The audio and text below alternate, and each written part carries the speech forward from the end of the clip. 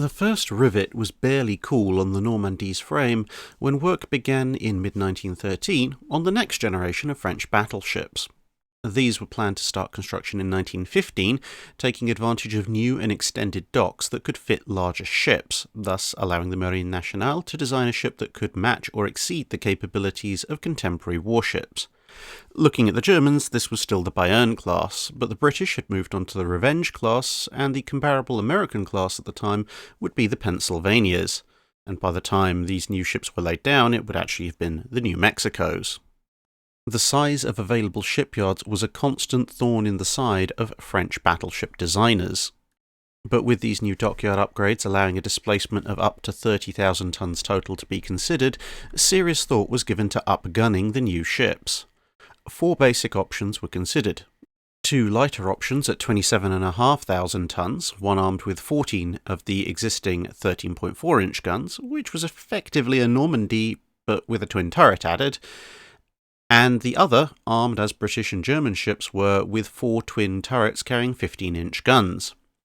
2 heavier designs were also considered. These were in the region of around 29,000 tons, give or take, one of which was armed with 10 15-inch guns in 5 twin turrets, similar to the slowboat version of the Queen Elizabeth that the British had considered briefly, and the other simply added a 4th quad 13.4-inch turret compared to the Normandy design for a total of 16 guns. Someone, somewhere in the French Navy, was almost as much of a fan of the 12-inch gun as Vickers was of the 14-inch though, as they also managed to suggest yet another heavy option with no less than 20 12-inch guns in 5 quad turrets. Presumably this was the same person who'd suggested a similar kind of option for the Normandy class, but this only ever made it into a footnote, as presumably thereafter the advocate was found and then mysteriously drowned in a vat of brie. The 15-inch options were actually relatively quickly ruled out on 2 main grounds. One of the major advantages of the 15-inch gun was longer range, but the prevailing view in the Marine Nationale at the time was that the battles would be fought at around 10 to 12,000 yards, with long-distance fire maybe possible out to 16,000 yards, and this was well within the capabilities of the existing 13.4-inch gun.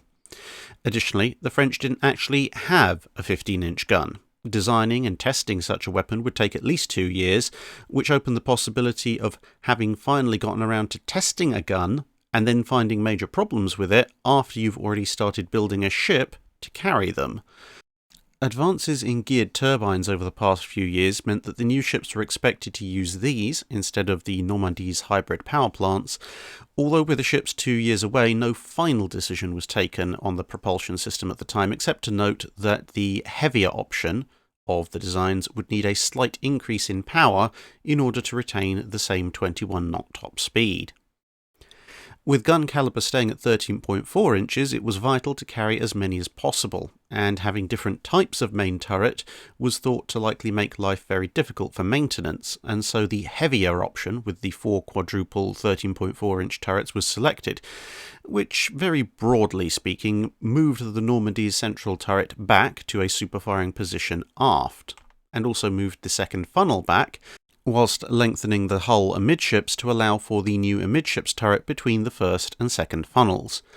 The secondary battery remained the same 24 single casement-mounted 5.5-inch guns, with these clustered around the 4 aft and amidships turrets as well as the bridge, rather than in a continuous battery.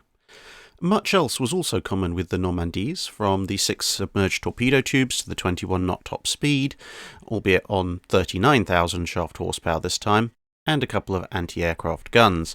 Belt armour would be the same 300mm or just under 12-inch thickness. There was now an argument over the precise nature of the main guns, whether they should be the same as the 2 previous classes but with an improved shell, or a brand new version of the 13.4-inch gun with an entirely new and heavier shell design. The call on this swung back and forth, initially in favour of the more conservative option and then the more ambitious option. However, the new design barrel was a lot heavier. It would increase stress on the turrets and increase overall displacement. The same arguments as had been had over the 15-inch option as regards increased range being practical or not further settled the matter, within the Marine Nationale at least, and it was back to the original barrel but with better shell option. Interestingly though, this decision was also issued with a note that covered a number of important points. The new shell was designed for extended travel underwater, i.e. a diving shell. Additionally, a new gun for the next generation of battleships beyond the Lyons was to be developed.